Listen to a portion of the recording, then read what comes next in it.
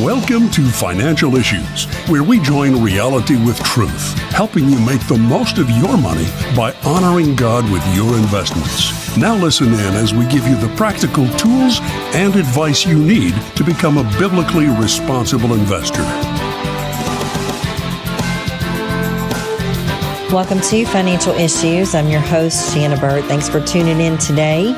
At Financial Issues, you're always going to hear about stewardship issues. We're going to teach you how to defund darkness, to adopt a biblically responsible investment strategy, which you can do if you partner with our ministry for just $132 a year. You can find information about that at financialissues.org. We'll also encourage you to fund the light, to be a joyful and generous and obedient giver, and to be a good steward of everything that the Lord has trusted you with. So on our show today, we're going to answer some questions that have been sent in. We're also going to get to some economic news and updates about some particular company in earnings season, a success that they've recently had, and then a little bit of a deeper dive into biblically responsible investing. Let's get started with our stewardship verse of the day from Luke 20:25.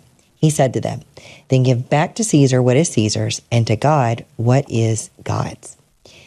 So have you ever found yourself bargaining with God? Like, God, if you give me this, then I'll do this for you.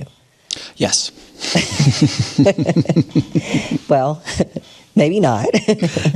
maybe not. But have you ever thought, if I could just win the lotto or get that big bonus from work or that raise that I've been thinking about, then I would be able to do all of these things for God. I would be able to buy these things for my family. I would be able to do these things for my church. Well, consider this. It is far easier to give God our future because the future is something that we don't yet possess. It's much harder to let go of something that we already have.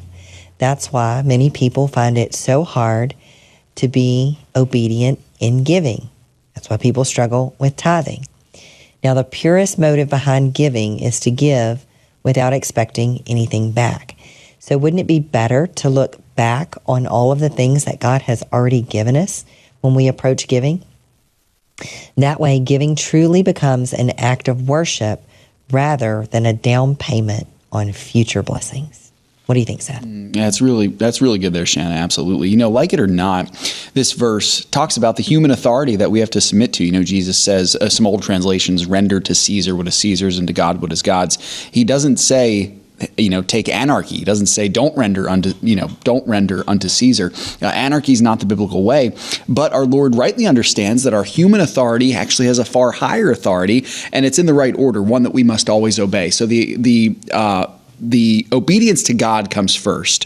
And if there's ever a time where obedience to God may come into conflict with obedience to Caesar, we must always obey God. So I hope that we would do that, always submitting to the human authority in our lives. But ultimately, let us pledge faithfulness to God in all things. Amen. Yeah. I think that tithing and biblically responsible investing go hand in hand, because if you can get that concept that God owns everything, you're willing to give what is asked of you, and you're willing to honor God with your investments. So, big connection there. Absolutely. Well, we are wrapping up earnings season for the third quarter of 2024, and Netflix is a company that they reported about a month ago, mid-October, and they reported a beat on their top and bottom lines. And, I've recently seen some things where they've gotten some analyst upgrades. They've even showed up on, those lists of the hot stocks for the next year are already starting to surface. And I saw one that Netflix was on saying that it expects even 30% growth going forward. It's had a pretty stellar year this year already. And just this week on Tuesday, Netflix announced in a blog post that they hit 70 million monthly active users globally in their advertisement business in the 2 years, since the 2 years that it's been inception. So, Netflix posting some big results, that sounds pretty promising, but is it a company that you should consider? I don't think so, Shana. I don't think so. I don't think so. So this is something that we've mentioned once or twice before on the show, but it's worth noting once again here, Shana. Netflix kind of hits the unholy trinity of reasons why you should not invest in them, and maybe could make even a good argument why you shouldn't even have an account. So first of all, I think, the top failing that we have to look at is pornographic material and exploitation. Now, if you're thinking about Netflix, you might not think of it as a porn site, but there are movies on Netflix that are basically softcore pornography. They regularly include explicit graphic nudity. And also, they're guilty of, get this, child sexual exploitation in shows, including there's a show out there called Cuties. Yeah, don't watch it because it's awful, but it is out there and it's on Netflix. It also regularly normalizes the practice of sex trafficking, child sex abuse, graphic sexual immorality, despite numerous and influential petitions to cancel certain shows. Now, Shana, I'm not against, like for instance, showing, appropriate pictures of sex trafficking in such a way that is meant to bring light to it. But it seems like what Netflix is doing is just trivializing it or showing it in almost a way that makes you think, oh, this is just part of life. This is really, really bad stuff here. Yeah. But that's not all there, Shana. They also have, of course, the legislation and propagation of the LGBTQ mentality. So like many Wall Street giants, Netflix is a supporter of LGBT-friendly business alliances. The Trevor Project is one of them. They also support what they call LGBTQ rights to supersede the rights of religious liberty, which is very dangerous. Like Disney, also Netflix had a Pride collection back in June of LGBTQ glorifying productions, basically meant to indoctrinate young viewers, Shana, into kind of normalizing and accepting sexual perversion. And I have seen on certain Netflix kids shows, those either shows that are rated G, there's this propagation in there, and it's really, really scary. Really is. Do we need to keep going, or you think they've had enough? Believe it or not, there's one more actually of this unholy trinity: abortion legislation and promotion. So Netflix has signed petitions to increase abortion access in pro-life states such as Texas. Netflix of employees who are seeking out-of-state abortion procedures. I've also seen in certain Netflix shows, Shana, that again, the company has kind of a slight way of, in its shows, almost making abortion seem like a good option, kind of in subtle messaging there. And that's almost even more dangerous than the overt messaging, because you start to get used to the subtle messaging and then it starts to change your thinking. The bottom line, Shana, this company has no place in a BRI portfolio. No place whatsoever. You won't even find it on our broad list. Yeah, absolutely. We only bring it up today. It is, from a secular world standpoint, it is a pretty successful company. Yeah. it's the winner in the streaming wars and all of that. I'm not a fan. I don't even have a Netflix account, so I couldn't tell you. But I did hear Joe Biden was. I heard absolutely. that he was binge watching Netflix and eating ice cream while while Kamala was spending $1 billion, or I'm sorry, 1.2 billion. That's right. That's right. There, yeah. And not winning. Yeah. But Shana, it's exactly right. There's so many implications to this. Netflix, not only all that stuff, but it also encourages gluttony. It encourages laziness. This whole binge watching craze really Netflix was kind of the catalyst of it. And boy, it is a moneymaker. But man, it's not a good usage of your time. You're talking about being a good steward of your time. That is not the way to do it, is to consume entertainment, eat a lot of food, and not do anything. Right. We're told to fill our minds with things that are good and lovely and pure and praiseworthy and excellent. Yep. And so what we meditate on does matter. So we don't want to, if you are one of those people that like to disconnect and binge watch, maybe consider a different option. Maybe consider like Pure Flix or that's exactly something right. like that. Absolutely. Get onto The Chosen or yeah. And Shana, the last thing that I'll say with it also is I do think there's something really serious that we have to look at here in terms of a budgeting perspective also. If you are feeling like cash is, you're a little strapped for cash and you're trying to make ends meet, but you also have a Netflix subscription, why do you have a Netflix subscription? Get rid of that first so that you can have those other things. I think it's just so important. That's kind of the prototypical example that I use. If you're looking at a budget, you think, okay, what can I slash? That might be the first thing. Just throwing it out there. You can possibly have a little bit more money in your budget and more time. Yeah. More time to read things that are going to transform your mind in a good way. Yeah. So All right, so no Netflix. That's the lesson of this segment is no Netflix. But we hope that helps you gives you a better picture of what we're doing here and why it really matters. Because, I think we can start to get desensitized, when we mention, we're doing biblically responsible investing, we're honoring God. Well, how do we do that?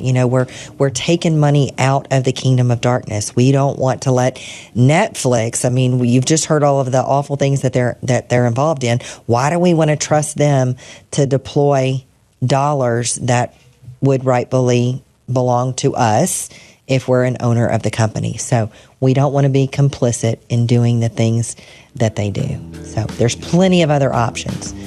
Find out what those options are by going to our website, financialissues.org, and checking out our partnership options. Well, folks, we got to take a break, but we hope that you're going to stick around. We've got more financial issues coming right up.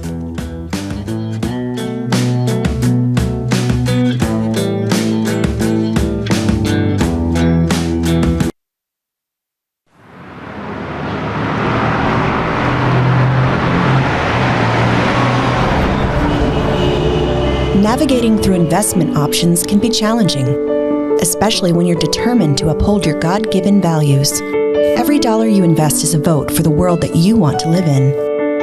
Let your values guide your investment decisions and help to shape the culture in which we live. Become a beacon of light and pave the way with biblically responsible investing. Timothy Plan, where faith and finance collide. Before investing, carefully consider the fund's investment objectives, risks, charges, and expenses of the investment company. This and other important information can be found in the fund's prospectus. To obtain a copy, visit timothyplan.com or call 800-846-7526. Read each prospectus carefully before investing. Investing involves risk, including the potential loss of principal. My name is Reagan Gardner, and I am in the 4th grade. Last year, I wanted to be like everybody else. I thought I had to act different, look different, and be different to be cool. When I joined Crossroads, I learned that God loves me just the way that I am. Help reach more kids like Reagan with the hope of the gospel. To learn more about Crossroads Kids Club and how you can get involved, visit reachOurschools.com. Hi, this is Shana Burt, the host of Financial Issues. The Financial Issues family is so blessed to have saved tens of thousands of babies, all thanks to the generous support of you, our listeners and viewers. For $140, you can sponsor 5 ultrasounds. Please go to preborn.org, that's preborn.org, or financialissues.org and click on the Preborn logo. Save a baby, save a life.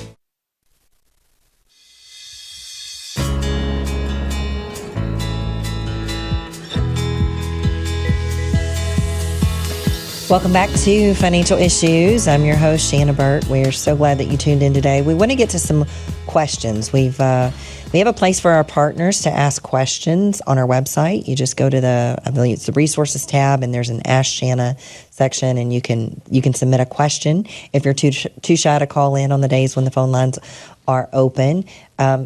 If you're not a partner, you can still submit questions. You can go, if you're watching on the chat, you can put your question in there. You can also put your comments or questions in on social media.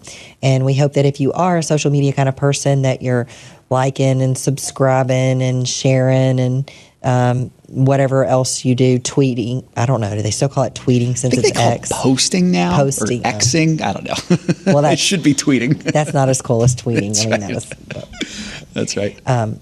Or whatever you do. And we have short little clips on social media too, so you can share those with your friends and family, and especially if you're on Rumble. We're monetized on Rumble, so that's one of the free speech platforms. So we hope that you'll find us there. We're not very likely to ever get canceled there. We may say things from time to time that other platforms don't necessarily agree with. Hopefully that's going to be a thing of the past. We'll be unburdened by what has been, and Amen. those things will start to change. But that's right. And Shana, we could be speaking right now having already been slashed on YouTube today because of what we said about Netflix earlier. But anyway. well, badge of honor, right? Yep, that's right. That's good. Well, Shana, we got a question from Carol on Ask Shana here. Okay. 67 years old. She says, Shana, my husband is 68. We are at the highest income level we've ever been and plan on retiring by the time he is 70. We have only traditional IRAs and have not contributed to Roths due to the higher tax bracket. We plan to not take out the traditional IRAs until he retires when we are on Social Security. Could you elaborate as to why this is a good or a bad plan? Thanks so much for all you do. Blessings. What do you have for Carol there, Shana? Yeah, so it depends on what you call the highest tax bracket. I don't know if she's talking about the highest tax bracket that exists or the highest tax bracket that they've ever been in. So, if it's over the 24% tax bracket, then, I probably would say stick to your plan. If you're in the 22% bracket and you've got well over 90% of your liquid assets concentrated in a pre-tax IRA, then I would maybe consider doing a little bit of it, So a lot's changed since the election. Trump's talking about doing away with taxes on Social Security, tips, overtime. He's even toyed, I guess, with the idea of eliminating the whole income tax altogether, which would be a game changer for especially when we think about our IRAs. So we don't know what the time frame or the possibility of any of that stuff even happening. So you really have to just kind of live in today. So if you're in the 12% tax bracket, which it sounds like you're not, I would definitely consider doing some. If you're in the 22%, maybe consider doing some if you have a really high concentration in that IRA account. If not, then it's probably a good idea to wait until he is retired and doesn't sound like you'll have much of any other taxable income, especially if Social Security becomes not taxable. And then that would be a good opportunity for you to start doing that. I mean, you'll naturally be taking some taxable income from the IRA, assuming to supplement your income once he leaves his job, but you'll probably be in a much lower tax bracket. So I would be very strategic and coming up with a plan. I mean, I guess we'll find out in short order in the next year what the fate of the Tax Cuts and Jobs Act is going to be and whether any of these big campaign promises about eliminating some taxes will be. So, maybe you do a little bit this year, maybe you just wait. Maybe it's better just to wait. Good stuff. Shana, this is slightly off topic, but I'm curious to hear your thoughts. What would a cut on, Trump says he, potentially cutting, taxes on, income, what would that look like? How would that work? If he did away with the income tax altogether? Yeah. Oh, maybe not enough time for that question today. Yeah, I mean, it would be a big deal. Now, of course, you're going to have revenue replace that. So he's talked about tariffs, but then he talks about, just those being kind of talking points or really kind of threats to get different countries to come to the table. But I mean, the government needs to be smaller. So, if government revenue is smaller and, you really can rein in Congress with the spending, that can be a good thing. I mean, I would probably be more in favor of some type of consumption tax rather than, an income tax because, not everybody has income, but everybody has consumption. So if you want to collect taxes on, people who are illegally evading taxes, you can tax consumption. If you want to get taxes on people who are here illegally or who are doing illegal activities, now you can't expect, drug dealers to charge their customers sales tax and pay that, but you can expect to collect sales tax on the things that they buy.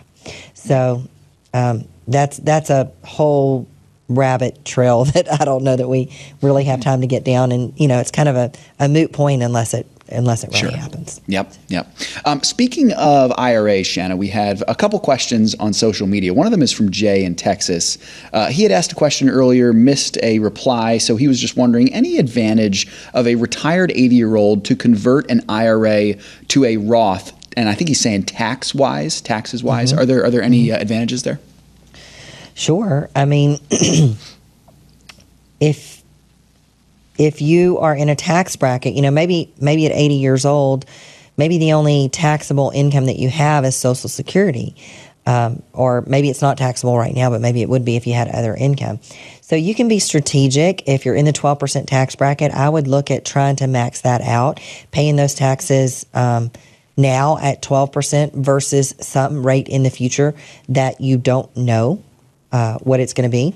I think that can be a good idea. Now, you're still up against, if you don't already have a Roth IRA opened, you have to meet a 5-year qualifying rule to be able to get all of that money, the earnings out tax-free down the road. But the other thing, you do have, if you're in an IRA and you're 80 years old, you have some required minimum distributions. Now, you can't convert your required minimum distribution, but if you're converting parts of your IRA today, you're reducing in the future what your required minimum distributions could be, because the required minimum distributions are calculated off the prior year-end balance of your IRA and your life expectancy. So, you could get ahead of that. You could go ahead and pay 12% tax on it is not bad if you look back over the historical tax rates. And it gives whoever's going to inherit that money a better opportunity to keep more of it, because, at 80, maybe you live another 10, 15, or even, 20 years. If you make it to 100, you're going to be able to grow that money in the Roth for the next generation. And then when they get it, as long as the laws don't change, they're going to still have 10 more years of tax-free growth inside that Roth IRA before they have to take it out and not pay taxes on it. Yeah. So, yep. Yep. Good stuff, Shana. Thank you. Next one here, we have Robert from Texas asking an interesting question. He's wondering, does natural gas have any chance of recovery now that Trump is back in office? What do you think? I think so. I was just seeing some statistics about, natural gas is very, very cheap in this country because we have a lot of it. Yeah. And it's struggled for some years now. But natural gas in our country is somewhere in the $2 range.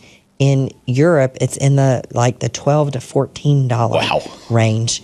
Yeah. So, I think, and that was one of the things that I heard, this long list of things that have already started happening now that Trump has won the election, even before he takes office. And, that was one of them, is that there's more, looks like there's going to be more demand from Europe on natural gas coming from the United States. And right here in my backyard, we have LNG terminals that are a couple that have already been built, a couple that are still under construction, where they are able to, take that natural gas from pipelines and liquefy it, put it onto tanker ships, and send it out for export. So Biden administration has not been very friendly to natural gas exporting, but I do believe the Trump administration will change some regulations, making it easier, and I think that natural gas does have a chance for recovery.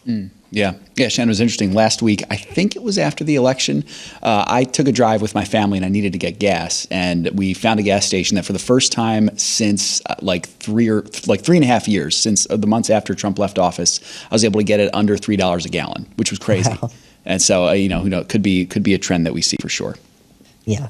It will take some time for, Trump policies to work their way through the economy, even though, it seems like the sun shines brighter and the colors are more vivid and the grass is greener ever since the election's over.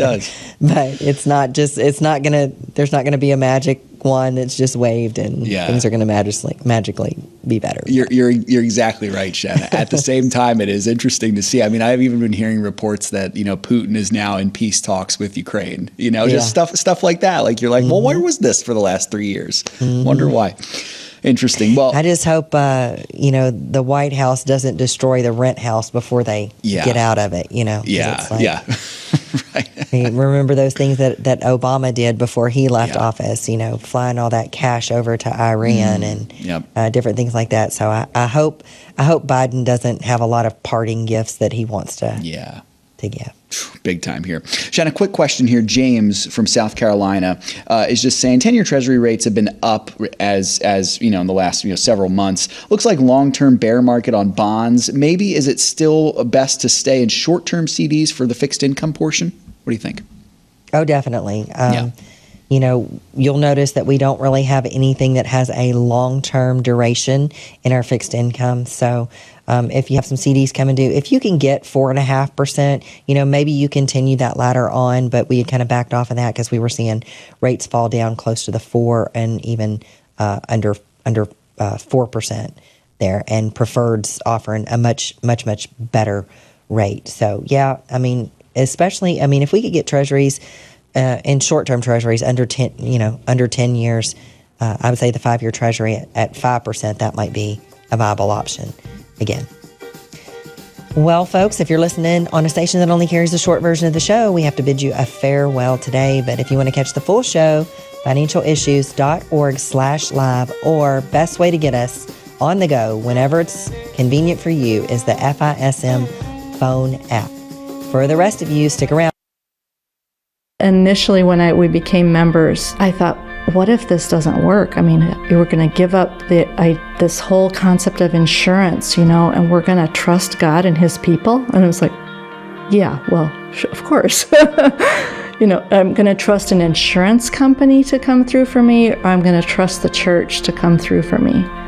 And that's a no-brainer. I love getting the monthly share that I give to each month that has the name of a real person and their real medical concerns and a prayer request, for them. If I have a need, I know I can go get care. I can see the providers I want to see. I don't have to worry if they're in my network.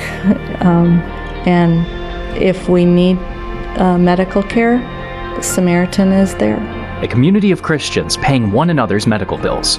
For more information, go to financialissues.org and click the Samaritan Ministries banner. I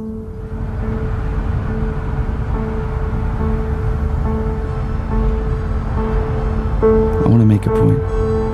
No matter what happens, I'll always be there for you. I know.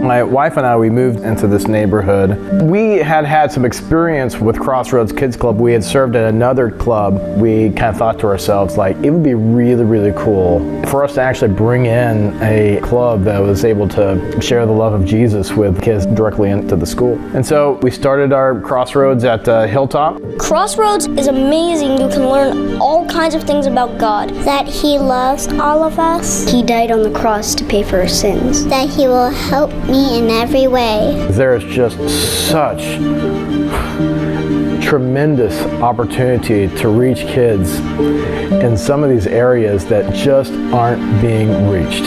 Sometimes I pray every night. When I feel alone sometimes, God is right there sitting next to me. I can rely on Him no matter what happens. To learn more about Crossroads Kids Club and how you can get involved, visit reachoursschools.com.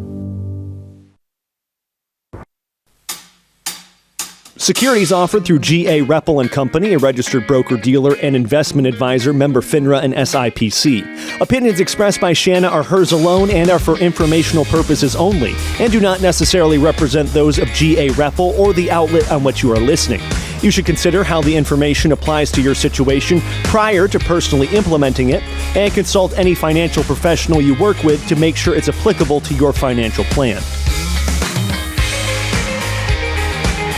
Welcome back to Financial Issues, everybody. This Thursday, good to be here with you all today. Taking you the rest of the way, Seth here with you, along with the team in Studio A. Wonderful to be here with you all. A couple quick housekeeping things for you folks. If you are interested in our Bible study, the Friday Bible study that we do, first of all, we have Bible study tomorrow, so I hope you'll join us at 6:30. But secondly, if you're a partner and you cannot make the 6:30 Bible study time, we have a new feature for you that we hope can be a blessing for you. So the Bible studies are going to now be recorded and posted on the partner side of the website. So this is only for partners. The Bible study itself is free for anyone. If you want to join and you're not a partner, you just have to join live. If you are a partner though, and you can't make the 6:30 Friday morning Bible study time, just go to financialissues.org. Let me just get this for you. Financialissues.org on the partner side of the website. And then underneath partners on that left-hand side, there's Bible study archives right around the middle there. Click on Bible study archives and you'll see several of the past Bible studies. I think we have the previous 6 Bible studies that we've done. That's the archive. So if you've missed any, you can go back and listen to those. If you want to join our Bible study, but you can't make it on Friday mornings, that's a great way for you to do it. That's for partners. If you can make it on Friday mornings, that's obviously the best way to do it still, and I'd love to have you tomorrow. We're actually starting a brief new series tomorrow in Psalm 144 before we go to the book of Daniel. So it's going to be a fun time. But again, that is now for you. If you're a partner, you can get access to those previous Bible studies if you can't make it live. I hope you'll join the conversation today, folks. 610-363-1110. We're going to be talking about a topic that we kind of come back to often on the show. When we talk about geopolitics and finance and looking at what's happening in the world events, world history coming to its fulfillment here as we await the return of Christ, we often come back to the Great Reset. And so we're going to talk about that in just a moment in this segment. But before we do, one more thing. Make sure to sign our petition we have right now for MPC. That's E66 was our code. MPC, no longer biblically responsible. So if you go to takeaction.financialissues.org, the link is also up on our website, and I will drop it in the chat as well. We want to get as many signatures on that as possible. Right now we have over 400. I'd love to double that number today. So make sure that you sign that petition if you've not done so. Even if you're not a partner and you're not an investor, you can still sign that petition as well and make your voice heard. So if you haven't done that, do that right now at financialissues.org. And lastly, one more thing. Sorry, today's a special day. Sam Case, it is his birthday today. So happy birthday to you, Sam. Why, thank you so much. I've survived 30 years, so that must count for something, right? Hard to believe. And we were just talking today about how, like, once you're an adult, your birthday just is like any other day. Like, that's right. Sam's delighted to come into work. I assume you are. I assume I'm just happy to be here. Today. This is my birthday present, to talk to you. That's absolutely right. Yeah, it's awesome. So, no, seriously, I have such an appreciation for Sam as a brother in Christ. The joy of getting to work with him for the past 4 years in a number of different ways. FISM News, Financial Issues, the various things that we've done in between. It's really been a joy, man. So here's to many more. Thank you. It's been a ton of fun. I really appreciate that. Yes, sir. Happy birthday to you, Sam. All right, let's hear some wisdom from the Great Reset, starting with Dan, Celia, and Shana Burt will give us some wisdom on this. Then we'll try to make some sense of it. Here's Dan, Celia, and Shana Burt talking about the Great Reset. You know, I listen to all the conspiracy theories that are out there right now. Tons of them. I can go through every one of them. Somebody said to me yesterday, I got a phone call from a friend who asked me, about a video that wanted to know if I watched it. I thought, watched it. My gosh, I watched every one of them. It's something I've been tracking since 1968. They're asking me if I ever watched the video on it. I watch this stuff and analyze it to the point of exhaustion. And yes, I'm watching it all. Yes, I'm analyzing it all. And here's the problem. There's a zillion conspiracy theories out there that's scaring so many people to death. And guess what? There's somebody else rising up every single week. There's a new person. Some of them I know that they're going to build a ministry. They're going to build a work. They're going to build a business around a conspiracy theory marketing idea. Okay.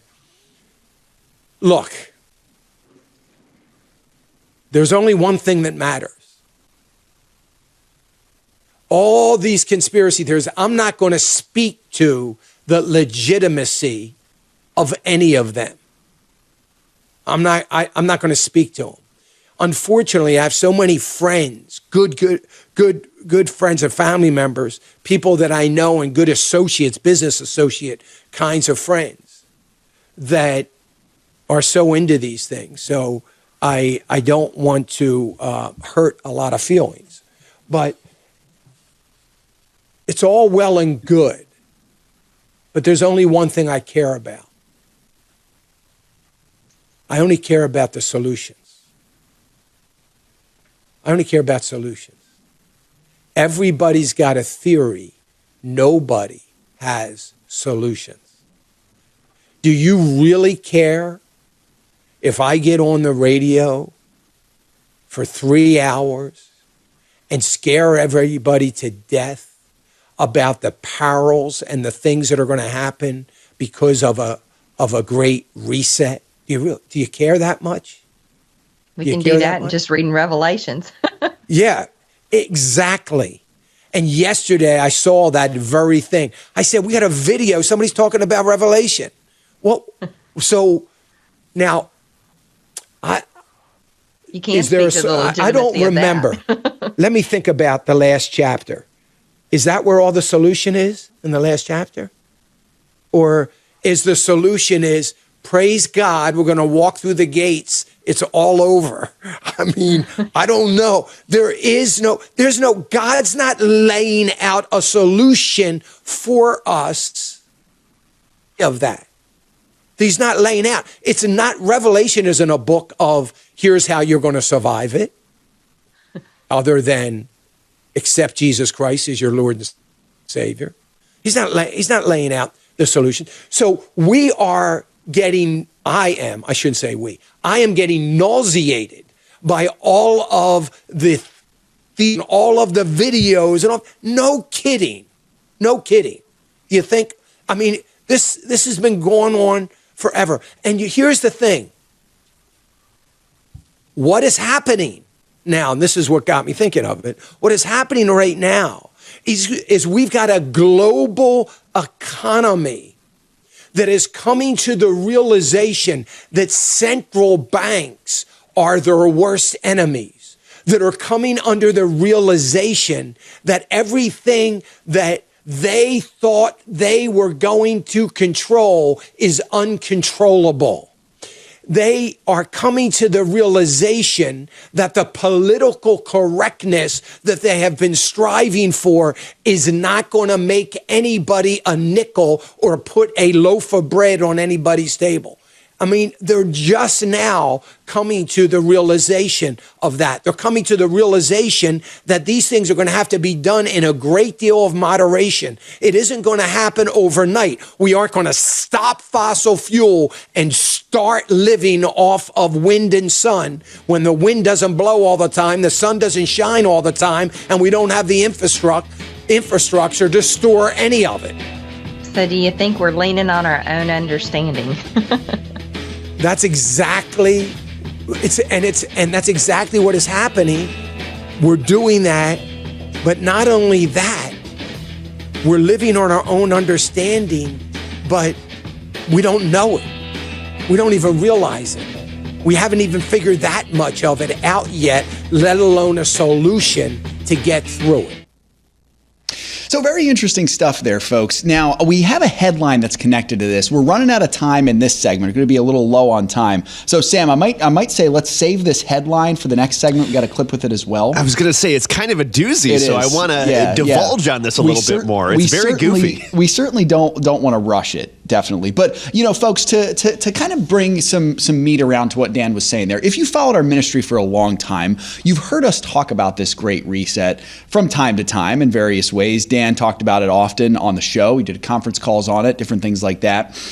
If you don't know what we're talking about, basically the Great Reset is kind of this unspoken agenda that was started, as you heard Dan say, the mid-late 20th century, 60s, 70s, really finding its beginning really in the 80s, the early 80s. Basically a globalist agenda that has certain things to do with population control and different things like that. The United Nations it's been wondered if they're a big part of it.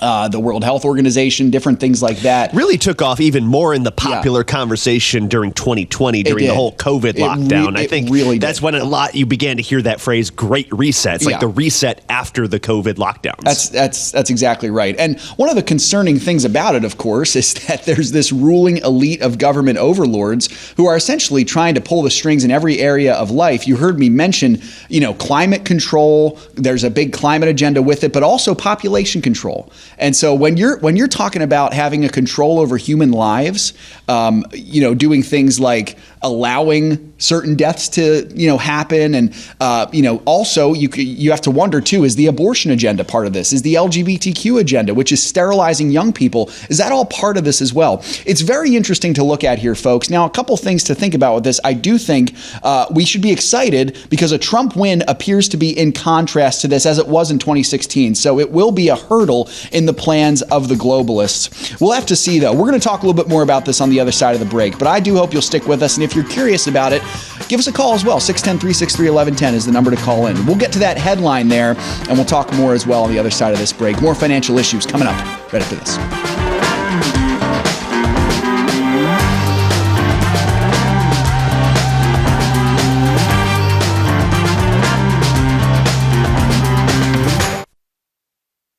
When we seek to honor God first in everything that we do, then we can trust God that He's going to give us a level of success, whether that means success as we measure them in our earthly portfolios or eternal. All of you, our listeners, a strategy to help you defund darkness with your investment dollars so that you can fund the light. This is for people whose eyes have been opened. Become a partner today by simply going to financialissues.org/join. Click the green button to become a partner today. Farming lets you see your next generation. I mean, our grandkids are somewhat involved, and my son-in-law and daughter help us. They're deeply involved in farming.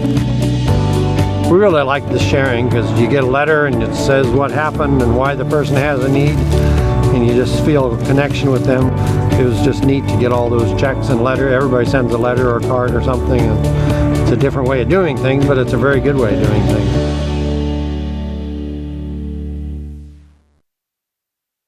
Pharrell came to Crossroads as a fourth grader. His name had been brought to my attention by the school principal. She was concerned about the direction he was heading. I remember I wasn't the best kid. I got into trouble a lot. He became a very active part of Crossroads Kids Club. Mr. Engel, he was the leader that really impacted my life in so many ways. I honestly didn't want Crossroads to end. We would invite all the students to come to our youth group here at Waterfront. I felt God saying, come home, come to me. It felt like I was set free. And I'll never forget the day when we had the privilege and the honor to baptize Pharrell. I hugged Mr. Engel. I don't know if he understands. I'm truly, thankful to have him through the whole journey. If it wasn't for Crossroads, I probably wouldn't be in the place that I am right now. I wouldn't be a follower of Christ. Help reach more kids like Pharrell with the hope of the gospel. Visit ReachOur. The opinions and recommendations expressed on this program do not necessarily represent the opinions of the station or any of the program sponsors. Additionally, all products or services offered by the program sponsors may not be known by the program. Good to see so many of you in the chat there. I know some of you have been asking about Trump's picks. We saw Matt Gaetz yesterday, still wondering who Trump's press secretary will be. We've seen some other ones. Tulsi Gabbard was placed yesterday, or maybe it was Wednesday. I can't remember exactly. But we'll kind of do a recap of that tomorrow, folks, because there's a chance by tomorrow's show we're actually going to have more understanding of who Trump's inner circle will be. So we're going to kind of try to do a little bit of a recap of that. Sam's going to have that for us. But good to see so many of you on the chat. By the way, we were not able to get the ag report today, but we will have that on the website later today. So if you're looking for the ag report, our farmers and ranchers, check back on the website later today and we'll have that up for you. All right, Sam, so we're talking about the Great Reset. Let's get to this very strange headline that we have here. What have you got for us on this globalist meat tax? I saw this yesterday and I just had to laugh about it. So As you may or may not know, the UN's Climate Change Summit, it's called the 2024 UN Climate Change Conference, or COP29. That's going on this week as we speak. And this week, a group called the True Animal Protein Price Coalition, so you know by the name of that they're just a bundle of joy. Well, they proposed a global meat and perhaps dairy tax on the entire world, all to help fight climate change. Take a look at this. When we eat meat and dairy, this is causing like 20% of all greenhouse gas emissions. So it's damaging a lot of things in the world. Climate change is caused for 20% by meat and dairy. So the producers of meat and dairy should pay for the damage they cause. That's normal. When I damage the window of my neighbor, I have to repair this damage. But meat and dairy processors also have to repair the damage they cause on others and in the future.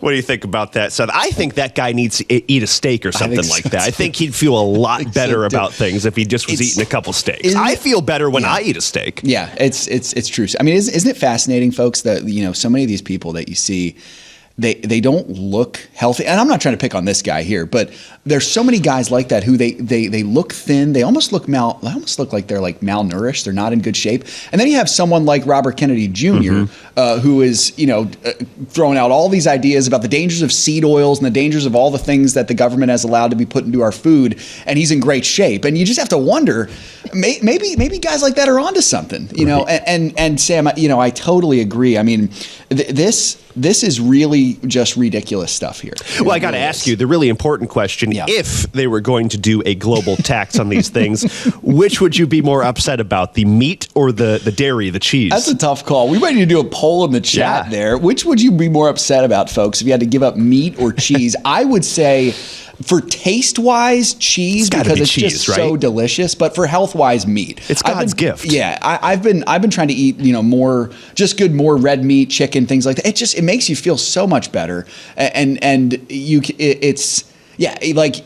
it's so fascinating how we've been getting fed this message from so many of the elites, people that we're kind of talking about with this great reset here about the dangers of meat and how it causes heart problems. Come to find out that most of those are actually from artificial sugars. And that meat is actually one of the best foods that you could consume. Obviously, everything in moderation, to be sure. But very fascinating here, Sam, to kind of see this. Yeah, and I just want to say about this guy, and all these guys like this at COP and the WEF and all this, you look at these guys, and at least for me, it's hard to be scared of people like this. I know that we should be concerned about a lot of these ideas because these can be dangerous ideas. But you look at people proposing a global meat and dairy tax to quote unquote save the earth. And it's just really difficult to take people like that seriously. And, it makes me feel a little bit better about things. It's like these guys, these are the big bugaboos, really? Yeah, it's exactly right. And Sam, I think that's part of what Dan was getting to in that clip there. And a lot of what Dan talked about during his life, talking about the dangers of this great reset, which is certainly there. There's a globalist elite class that is trying to get this thing through. And it's definite. I mean, there's also theories about could this be the ushering in of a one world government and a one world currency in the end times and all that stuff. We can get into a theological discussion about that. Yeah, but you look at people like this guy and you say, are these guys really capable of ushering in a one world government and a one world currency? I kind of have my doubts. Right. And really kind of the whole point of this, folks, is it's good to see who the enemies are. It's good to see who the spiritual enemies are. It's good to see who the physical enemies are, oftentimes connected to the spiritual enemies. But Christ has conquered that, and Christ is conquering that as well. I think we as conservatives, and even as Christians sometimes, we think, our enemies are scheming. They have a plan. They have a conspiracy together.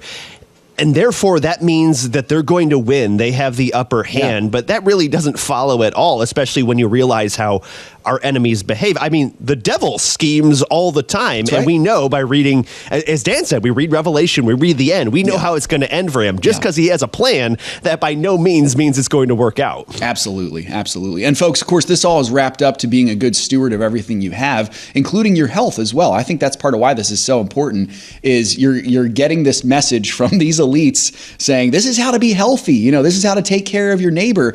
And really, I think it's far better for you to follow some common sense and follow the scriptures and be confident that God is the one who gives us the health that we enjoy, and to be obedient to him in it, and that he's going to bless us for it. So hopefully it can be of an encouragement to you. Sam, thanks for bringing that up. It's an interesting topic. I hope it raised a little bit of concern, but also a little bit of levity as well to say, like, okay, is that really the big plan? Absolutely. And Sam, would you pick cheese as well, or would you pick? It's got to be cheese, right? Cheese is so, how? Good. Like, I almost say tongue in cheek that it's God's gift to mankind because I cannot think of how we even possibly came up with the idea of it. I was trying to do some research to see who invented cheese. We have no idea. So I don't know. God probably was involved planting that idea in our head to say, hey, here's a really good idea. It's going to make you pretty happy. Absolutely.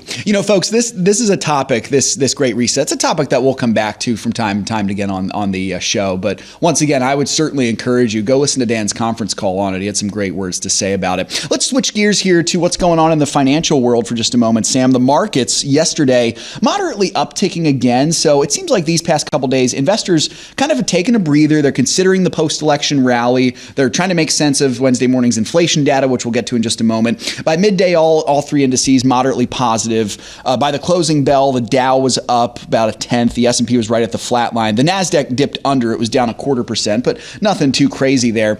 And as they've opened, similar places here. So when I looked at them about 10 minutes ago, they were all in positive territory. The Dow Jones is still positive, barely. The S&P slipped negative, and the NASDAQ is down about 0.25 percentage point. So not much change there in the major indices for the markets. We mentioned that inflation data yesterday. Consumer Price Index, that rose 0.2% in October for an annualized inflation rate 2.6%. The core CPI rose 0.3%. Both CPI and core CPI in line with expectations as we're seeing. And then inflation adjusted hourly earnings increased 0.1% and 1.4% annually there also.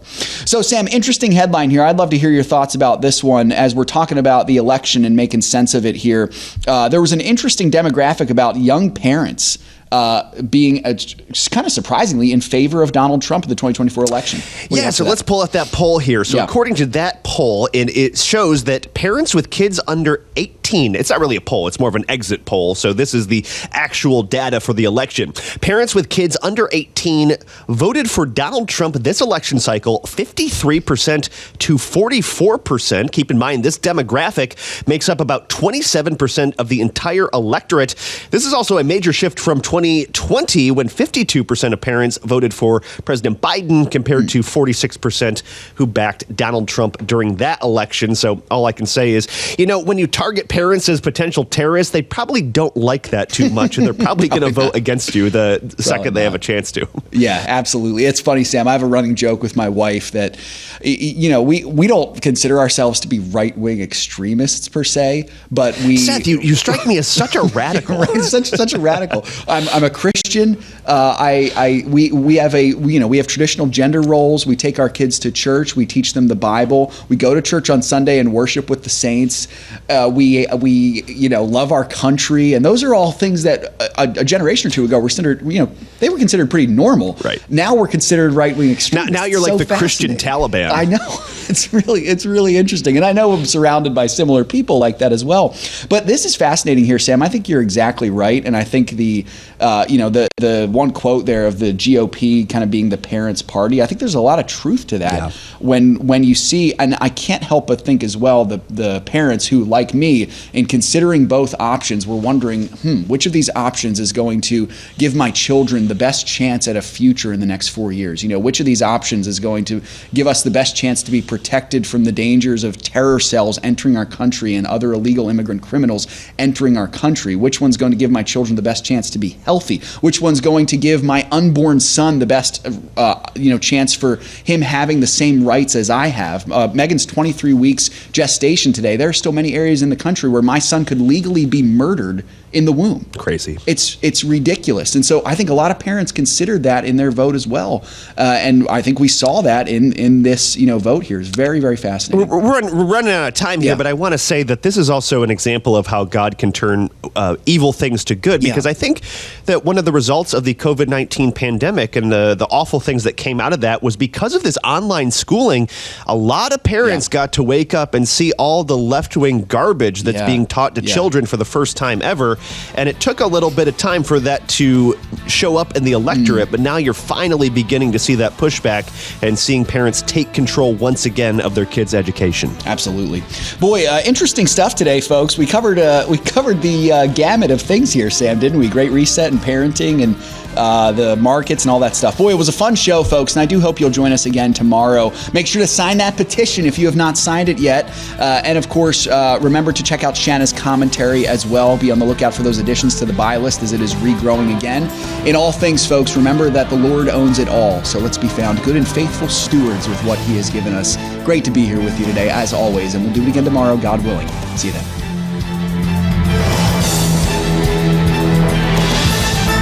If we ever forget that we're one nation under God, then we will be a nation gone under. Thank you for joining us. This has been an FISM production.